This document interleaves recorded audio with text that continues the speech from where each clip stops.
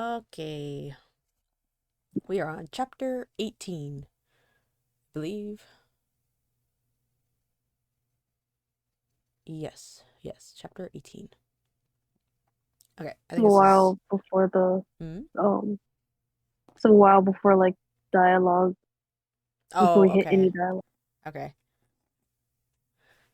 Alright. You ready? Mm-hmm. Wait, do we need a recap of what happened last time?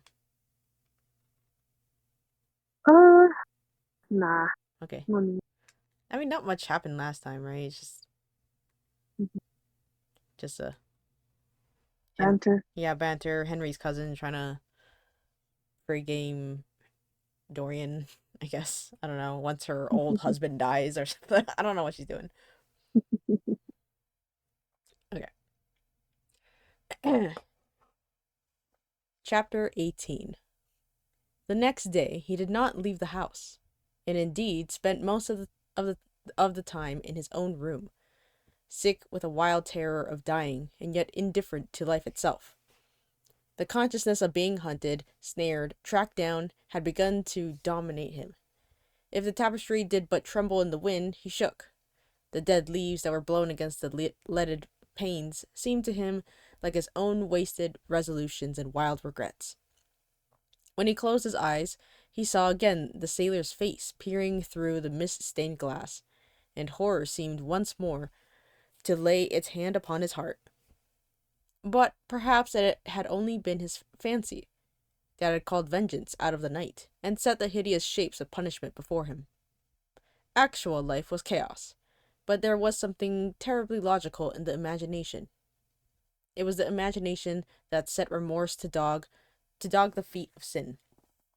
It was the imagination that made each crime bear its misshapen brood. In the common world of fact, the wicked were not punished, nor the good rewarded. Success was given to the strong, failure thrust upon the weak. That was all. Besides, had any stranger been prowling around the house, he would have been seen by the servants or the keepers. Had any footmarks been found on the flower beds, the gardeners would have reported it. Yes, it had been merely fancy. Sybil Vane's brother had not come back to kill him. He had sailed away in his ship to founder to founder in some winter sea. From him, at any rate, he was safe. Why, the man did not know who he was. Could not know who he was. The mask of youth had saved him.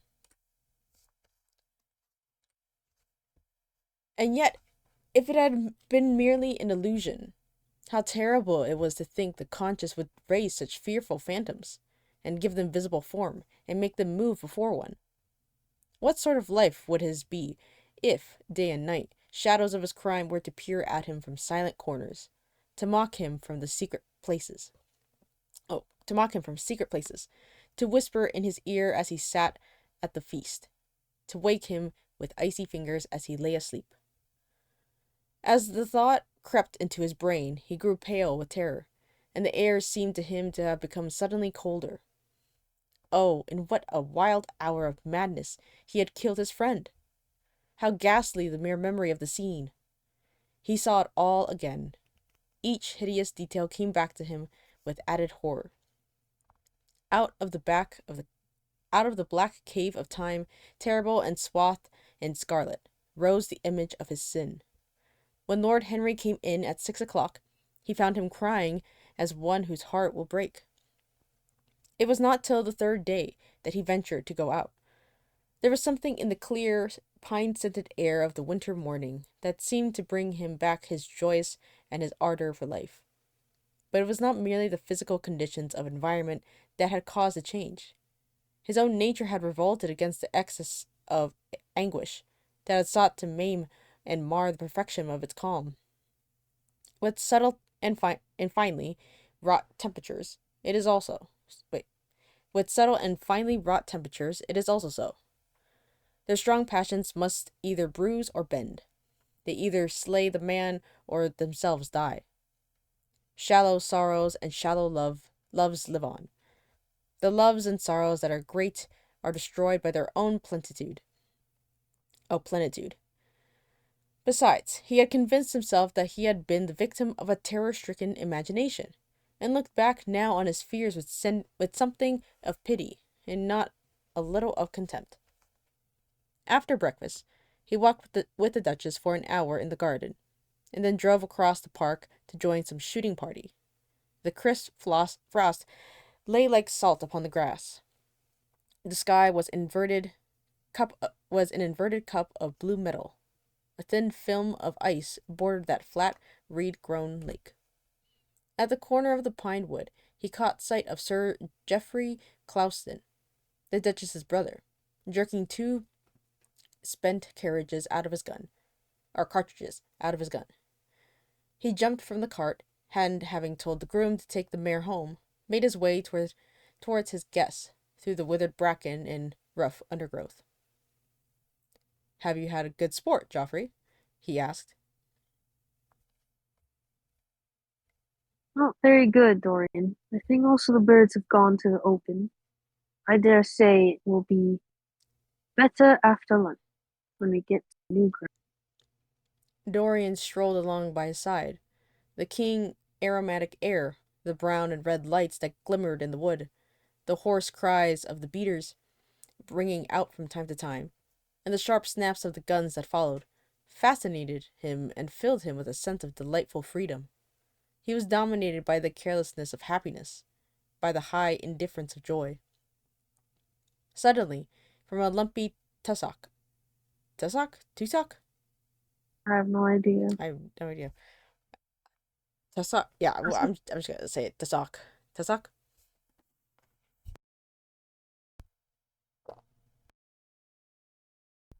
Yeah. Yeah.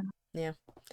Suddenly, from a lumpy tussock of old grass, some 20 yards in front of them, the black-tipped ears erect, with black-tipped ears erect, and long hinder limbs, throwing it forward, started a hare. It bolted for a thick of alders. Sir Geoffrey put his gun to his shoulder, and there was something in the animal's grace of movement that strangely charmed Dorian Gray, and he cried out at once. "Don't shoot it, Joffrey! Let it live!" What nonsense, Dorian. Laughed his companion, and as the hare bounded into the thicket he fired. There were two cries heard, the cry of a hare in pain, which is dreadful, the cry of a man in agony, which is worse.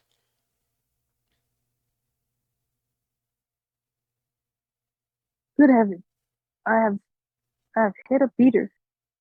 Exclaimed Sir Geoffrey, or Geoffrey, oh my gosh, Game of Thrones. Exclaimed Sir Geoffrey. What an ass the man was to get in front of the guns. Stop shooting there.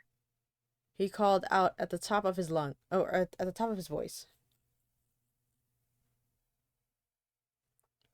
A man is hurt.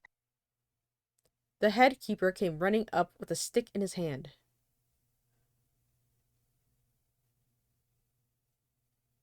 Where, sir? Where is he? He shouted. At the same time, the firing ceased along the line. Here. Answered Sir Geoffrey angrily, hurrying towards the thicket. Why on earth don't you keep your men back? Spoiled my shooting for the day. Dorian watched them as they plunged into the alder clump, brushing the lithe, swinging branches aside. In a few moments they emerged, dragging a body after them into the sunlight. He turned away in horror. It seemed to him that misfortune followed wherever he went. He heard Sir Geoffrey ask if the man was really dead, and the affirmative answer of the keeper. The wood seemed to him to have become suddenly alive with faces. There was the trampling of myriad feet, and a low buzz of voices. A great copper-breasted pheasant came beating through the boughs overhead. After a few moments, that were to him, in his perturbed state, like endless hours of pain, he felt a hand laid on his shoulder. He started and looked round. Dorian, Said Lord Henry. I'd better tell them that the shooting is stopped for today. It would not look well to go on. I wish it were stopped forever, Harry, he answered bitterly. The whole thing is hideous and cruel. Is the man... He could not finish the sentence. I'm afraid so. Rejoined Lord Henry. He got the whole charge of shot in his chest. He must have died almost instantaneously. Come, let us go home. They walked side by side in the direction of the avenue for nearly 50 yards without speaking. Then Dorian looked at Lord Henry and said, with a heavy sigh, "Is it a bad omen, Harry?" "Oh, it is a bad omen, Harry. A very bad omen," What is? asked Lord Henry. Oh, this accident, I suppose. My dear fellow, it can't be helped. It was the old man's fault. It was the man's own fault. Why did he get in front of the guns? Besides, it is nothing to us. It is rather awkward for Geoffrey, of course. It does not do to pepper beaters. It makes people think that one is a wild shot. And Geoffrey is not. He shoots very straight, but there is no use thinking about the matter. Dorian shook his head. "It is a bad omen, Harry. I feel as if something horrible were going to happen to some of us. To myself, perhaps," he added, passing his hand over his eyes with a gesture of pain. The elder man laughed. The only horrible thing in the world is ennui. Ennui, Dorian. That is the one sin for which there is no forgiveness. We are not likely to suffer unless these fellows keep chattering about this thing at dinner. I must tell them that the subject is to be tabooed. As for omens, there is no such thing as an omen. Destiny does not send us herald. She is too wise or too cruel for that. Besides, what on earth could happen to you, Dorian? You have everything in the world that a man can want. There is no one who would want. There is no one who would not be delighted to change places. "There is no one with whom I would not change places, Harry. Don't laugh like that. I'm telling you the truth. The wretched peasant who had just died is better off than I am. I have no terror of death. It is the coming of death that terrifies me. Its monstrous wings seem to wheel in the leaden air around me. Good heavens! Don't you see a man moving behind the trees there, watching me, waiting for me?" Lord Henry looked in the direction in which the trembling, gloved hand was pointing. Yeah, He said, smiling. I see the gardener waiting for you. I suppose he wants to ask you what flowers you wish to have on the table. How absurdly nervous you are, my dear fellow. You must come and see my doctor when we get back to town. Dorian heaved a sigh of relief as he saw the gardener approaching. The man touched his hat, glanced for a moment at Lord Henry in a hesitating manner. Then he produced a letter, which he handed to his master. Her Grace told me to wait for an answer. He murmured. Dorian put the letter into his pocket. "Tell her Grace that I am coming in," he said coldly. The man turned round and went rapidly in the direction of the house. How fond women are of doing dangerous things. Laughed Lord Henry. It is one of the qualities in them I admire most. A woman will flirt with anybody in the world as long as other people are looking on. "How fond you are of saying dangerous things, Harry. In the in the present instance you are quite astray. I like the Duchess very much, but I don't love her." And the Duchess loves you very much, but she likes you less. So you are excellently matched. "You are talking scandal, Harry. and there was never any basis for scandal. The basis of every scandal is an immoral certainty. Said Lord Henry, lighting a cigarette. You would suffice anybody, Harry, for the sake of epigram. The world goes to the altar of its own accord. Was the answer. I wish I could, love, cried Dorian Gray with a deep note of pathos in his voice. But I seem to have lost the passion and forgotten the desire. I'm too much concentrated on myself. My own personality has become a burden to me. I want to escape, to go away, to forget. It was silly of me to come down here at all. I think I shall send a wire to Harvey to have the yacht got ready. Uh, on a yacht, one is safe. Safe from what, Dorian? He answered You sadly. are Oh, sorry. okay. Uh, Safe from what, Dorian? You're in some trouble. Why not tell me what it is? You know I would help you. I can't tell you, Harry, he answered sadly, and I dare say it is only a fancy of mine. The unfortunate accident has upset me. I have a horrible presentiment, right? Presentiment? Yeah. I have a horrible presentiment that something of the kind may happen to me. Nonsense. Can you say it again? What nonsense? I hope it is, but I can't help feeling it.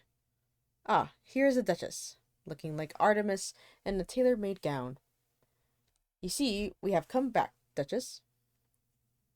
Oh, yeah, I'll be the Duchess. I have heard all about it, Mr. Gray, she answered. Poor Geoffrey is terribly upset, and it seems that you asked him not to shoot the hare. How curious.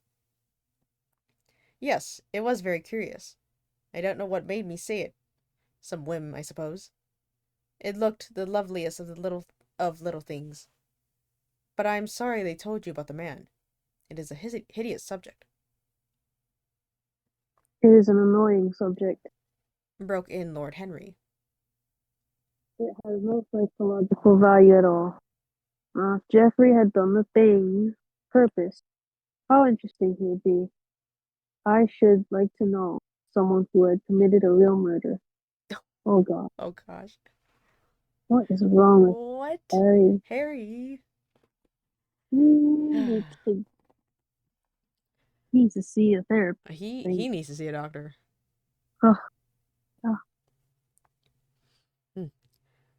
Hmm. How horrid of you, Harry, cried the Duchess. Isn't it, Mr. Gray? Harry, Mr. Gray's ill again. He's going to faint. Dorian drew himself up with an effort and smiled. It is nothing, Duchess, he murmured. My nerves are dreadfully out of order. That is all. I am afraid I walked too far this morning. I didn't hear what Harry said. Was it very bad? You must tell me some other time. I think I must go and lie down. You will excuse me, won't you?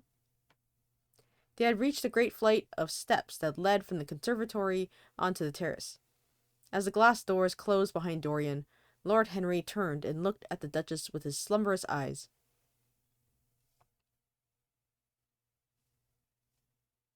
are you very much in love with him? He asked. She did not answer for some time, but stood gazing at the landscape. I wish I knew, she said at last. He shook his head. Knowledge would be fatal. It is the uncertainty that charms one. A mist makes things wonderful. One may lose one's way. Always end at the same point, my dear Gladys. What is that? Delusion. Disillusion? Oh yeah, disillusion. I mean, it's very similar. It was my debut in life. she sighed. Came to you crowned. I'm tired of strawberry leaves. They become you. Only in public, You would miss them. said Lord Henry. I will not part with a petal. Monmouth has ears. Old age is dull of hearing. Has he never been jealous? I wish he had been. He glanced about as if in search of something. What are you looking for? She inquired. The button from your foil. He answered. You've dropped it. She laughed. I still have the mask, It makes your eyes lovelier. was his reply. She laughed again. Her teeth showed like white seeds in a scarlet fruit. Upstairs, in his own room, Dorian Gray was lying on a sofa, with terror in every tingling fiber of his body. Life had suddenly become too hideous a burden for him to bear. The dreadful death of the unlucky beater, shot in the thicket like a wild animal, had seemed to him to prefigure death for himself also. He had nearly swooned at what Lord Henry had said in a chance mood of cynical jesting. At 5 o'clock he rang his bell for his servant, and gave him orders to pack his things for the night express to town, and to have the Brougham Brougham Brougham Bra Brougham? Brougham, yeah. Uh, and to have the brougham at the door by 8:30. He was determined not to sleep another night at Selby Royal. It was an ill-omened place. Death walked there in the sunlight. The grass of the forest had been spotted with blood. Then he wrote a note to Lord Henry, telling him that he was going up to town to consult his doctor, and asking him to entertain his guests in his absence. As he was putting it into the envelope, a knock came to the door, and his valet informed him that the head keeper wished to see him. He frowned and bit his lip. Send him in, he muttered, after some moments' hesitation. As soon as the man entered, Dorian pulled his checkbook out of the drawer and spread it out before him. I suppose you have come about the unfortunate accident of this morning, Thornton, he said, taking up a pen. Yes, sir. Answered the gamekeeper. Was the poor fellow married? Had he any people depend on him? Asked Dorian, looking bored. If so, I should not like them to be left in want, and will send them any sum of money you may think necessary. We don't know who he is, sir. That is what I took the liberty of coming to you about. Don't know who he is, said Dorian listlessly. What do you mean? Wasn't he one of your men? No, sir. Never saw him before. Seems like a sailor, sir. Oh, shit. The pen dropped from Dorian Gray's hand, and he felt as if his heart had suddenly stopped beating. A sailor? He cried. He cried out. Did you say a sailor? Yes, sir. He looks as if he had been a sort of sailor, tattooed on both arms, and that kind of thing. Was there anything found on him? Said Dorian, leaning forward and looking at the man with startled eyes. Anything that would tell his name? Some money, sir. Not much. And a 6-shooter. There was no name of any kind. A decent-looking man, sir, but rough-like. A sort of sailor, we think. Dorian started to his feet. Oh, excuse me. A terrible hope fluttered past him. He clutched at it madly. Where is the body? He exclaimed. Quick, I must see it at once. It is an empty stable in the home farm, sir. The folk don't like to have that sort of thing in their houses. They say a corpse brings bad luck. The home farm. Go there at once and meet me. Tell one of the grooms to bring my horse around. No, never mind. I'll go to the stables myself. It will save time. In less than a quarter of an hour, Dorian Gray was galloping down the long avenue as hard as he could go. The trees seemed to sweep past him in spectral procession, and the wild shadows to fling themselves across his path.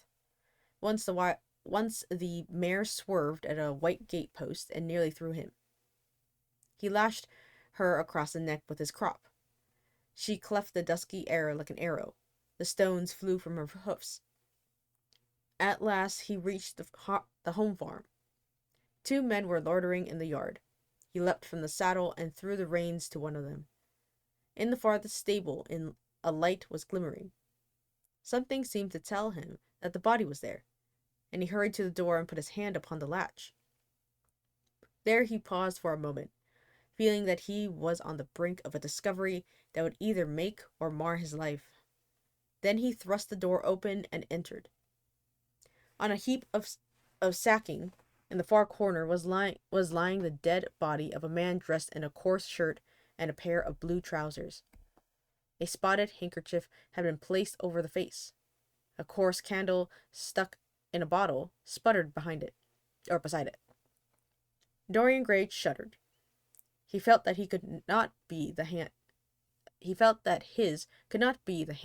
to take the handkerchief away, and called out to one of the farm servants to come to him. Take that thing off the face. I wish to see it, he said, clutching at the doorpost for support.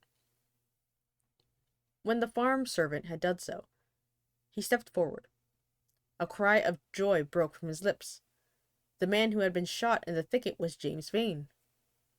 He stood there for some minutes, looking at the dead body as he rode home. His eyes were filled of tears, for he knew he was safe. Dang! Dang! Oh, what stroke of luck? I Huh? know. Oh, it's horrible. He's getting away with it. He is. And it's sickening. Yeah. I think, what is, Hmm. I wonder if the mother will get involved with all of it. Oh, Yeah, true. because it's like, oh, so sad. Yeah.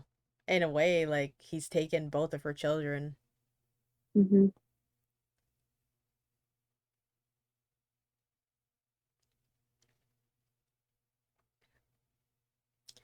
Yeah.